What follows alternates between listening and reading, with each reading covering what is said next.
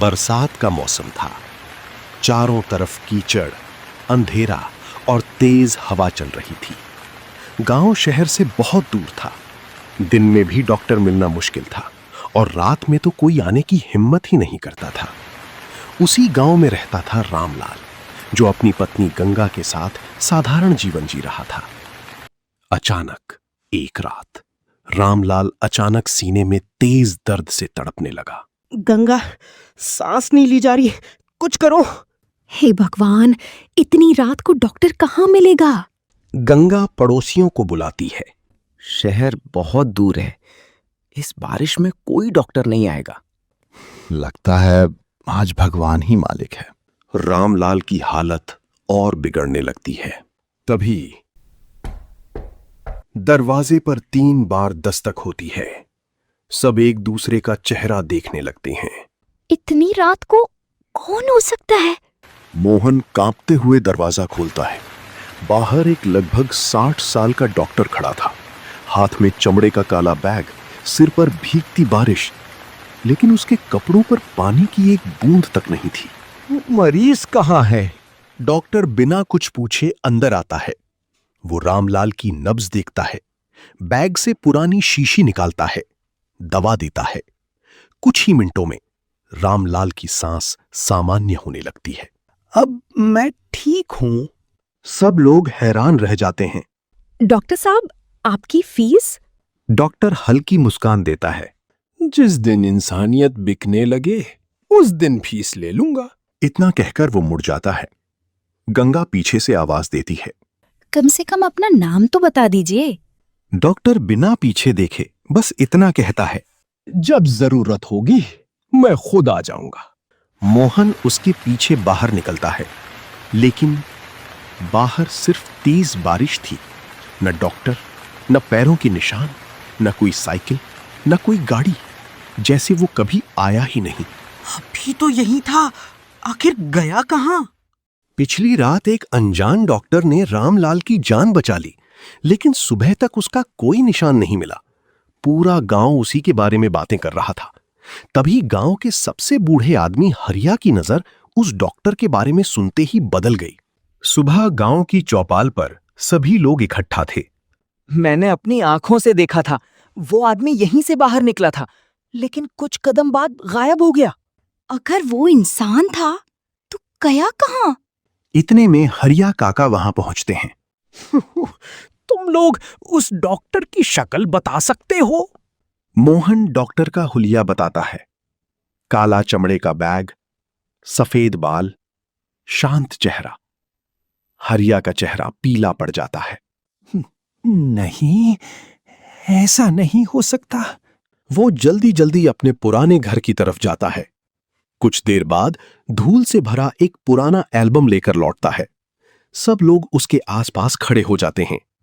हरिया एक तस्वीर निकालता है। तस्वीर देखकर गंगा के हाथ कांपने लगते हैं। ये तो वही डॉक्टर है। पूरे गांव में सन्नाटा छा जाता है। ये तस्वीर कहाँ की है? इनका नाम था डॉक्टर हरि नारायण। आज से ठीक 30 साल पहले ये हमारे गांव के इकलौते डॉक्टर थे। गरीब हो या अमीर, कभी किसी से पैसे नहीं लेते थे। कई लोगों की जान इन्होंने बचाई थी। गांव वाले ध्यान से सुनने लगते हैं। एक रात ऐसी ही भयंकर बारिश हो रही थी। नदी उफान पर थी। उसी समय गांव की एक गर्भवती औरत की हालत बहुत खराब हो गई। डॉक्टर हरि नारायण बिना अपनी जान की परवाह किए इलाज करने निकल पड़े, लेकिन वापस लौटते समय उनका पुल टूट गया। तेज बहाव उन्हें अपने साथ बहा ले गया। 2 दिन बाद उनकी लाश नदी किनारे मिली। पूरा गांव रो पड़ा था। लेकिन अगर उनकी मौत 30 साल पहले हो चुकी है, तो कल रात हमारे घर कौन आया था? कोई जवाब नहीं देता।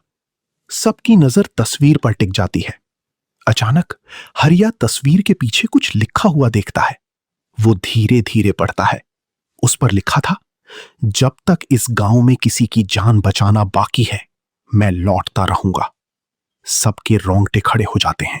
रात के ठीक 12 बजे पूरा गांव बारिश और अंधेरे में डूबा हुआ था। तभी गांव के दूसरे छोर पर रहने वाली जमुना की तबीयत अचानक बिगड़ जाती है। कोई डॉक्टर को बुलाओ, मेरी माँ को बचा लो। तभी दरवाजा अपने आप खुलता है। वही डॉक्टर, काला बैग, शांत चेहरा, बिना कुछ बोले अंदर चला जाता है। डॉक्टर जमुना की नब्ज देखता है, बैग से दवा निकालता है। कुछ मिनट बाद जमुना धीरे धीरे आंखें खोल देती है। अब मैं ठीक हूँ। पूरा परिवार डॉक्टर के पैरों में झुक जाता है, लेकिन डॉक्टर बिना कुछ बोले बाहर निकल जाता है। इस बार मोहन पहले से तैयार था। वो चुपचाप डॉक्टर के पीछे चलने लगता है। बारिश लगातार हो रही थी। डॉक्टर तेज नहीं चल रहा था, लेकिन मोहन जितना तेज दौड़ता, दोनों के बीच की दूरी उतनी ही बनी रहती। ये इतना आगे कैसे निकल जाता है? कुछ देर बाद डॉक्टर गांव से बाहर एक टूटे फूटे पुराने अस्पताल के सामने पहुंचता है। यह अस्पताल 30 साल पहले बंद हो चुका था। डॉक्टर अंदर चला जाता है। मोहन डरते डरते उसके पीछे जाता है।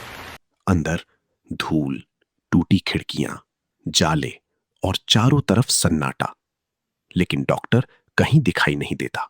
मोहन एक कमरे का दरवाजा खोलता है। अंदर एक पुरानी लकड़ी की मेज, एक जंग लगा स्टेथोस्कोप और दीवार पर डॉक्टर हरि नारायण की तस्वीर टंगी होती है। तस्वीर पर सूखी हुई फूलों की माला लटकी थी। तभी मोहन की नजर मेज पर रखी एक पुरानी डायरी पर पड़ती है। वो जैसे ही डायरी उठाता है, पीछे से किसी की आवाज आती है, उसे मत खोलो।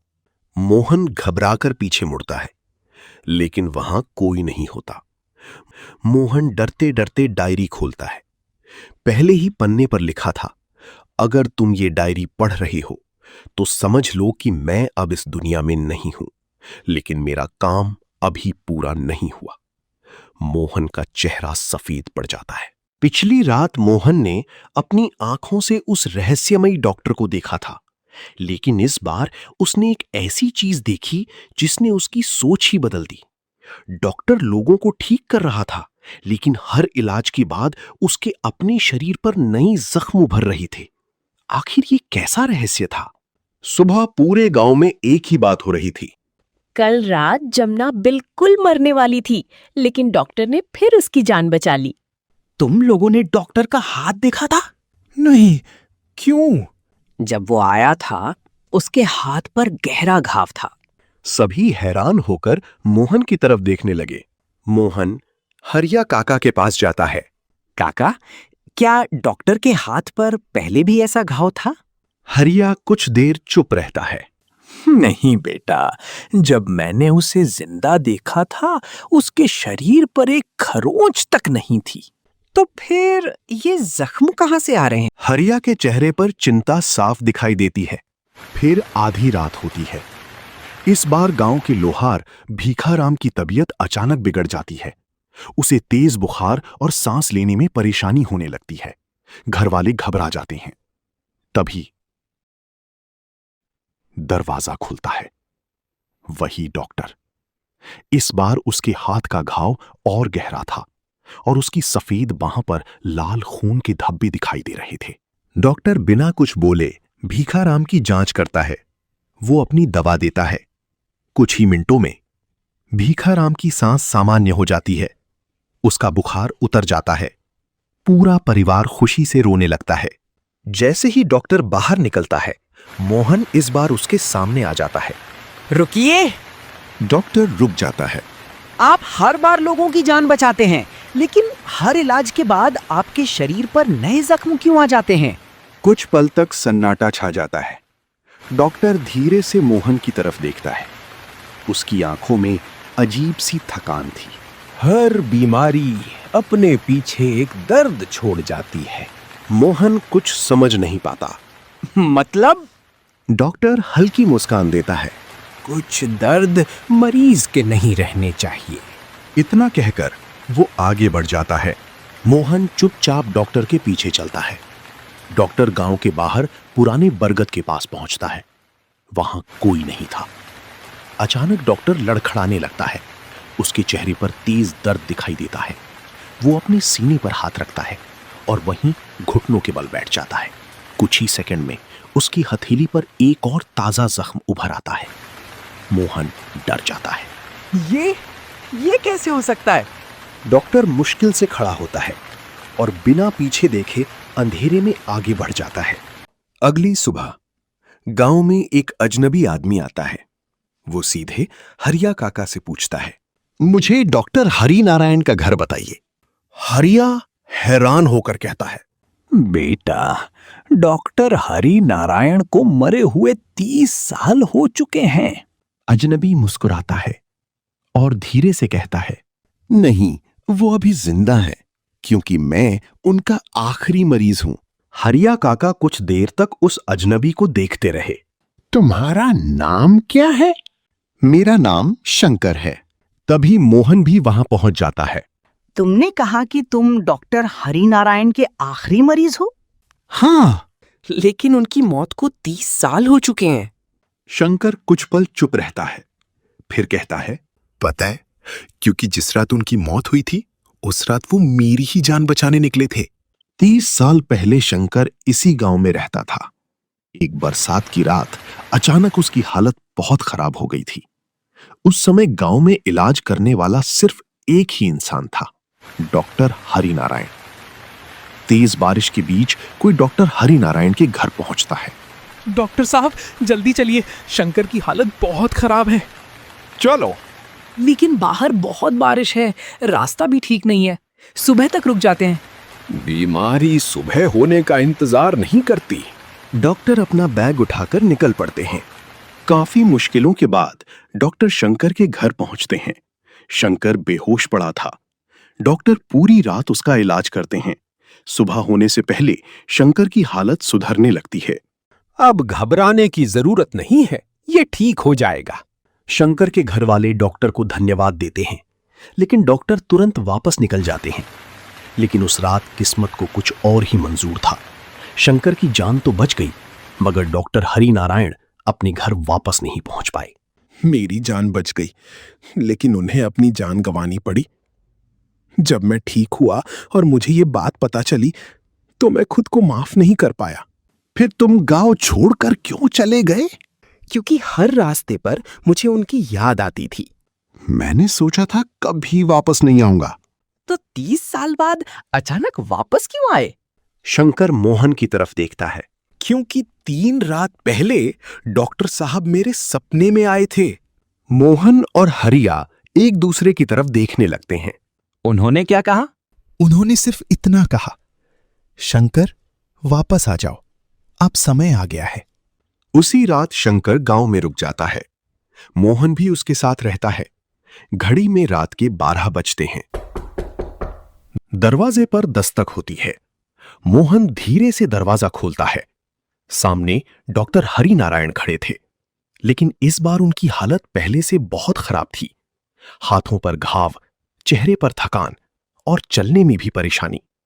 शंकर उन्हें देखते ही भावुक हो जाता है।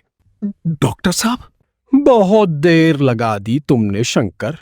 मुझे माफ कर दीजिए। माफी तुम्हें नहीं मांगनी है। फिर किसे मांगनी है? मेरी मौत से पहले मैंने किसी से एक वादा किया था, और वही वादा मुझे 30 साल से इस गांव से जाने नहीं दे रहा। अचानक तेज हवा चलती है। दिया बुझ जाता है। चारों तरफ अंधेरा छा जाता है। जब मोहन दोबारा रोशनी करता है, डॉक्टर वहां नहीं थे। शंकर और मोहन एक दूसरे को देखते रह जाते हैं। 30 साल पहले डॉक्टर हरि नारायण ने शंकर से एक वादा लिया था, इस गांव में कोई गरीब इंसान इलाज के बिना नहीं मरेगा। लेकिन डॉक्टर की अचानक मौत के बाद शंकर अपना वादा पूरा किए बिना गांव छोड़ गया। आधी रात को डॉक्टर फिर शंकर के सामने खड़े होते हैं। डॉक्टर साहब, आप आज भी क्यों लौटते हैं?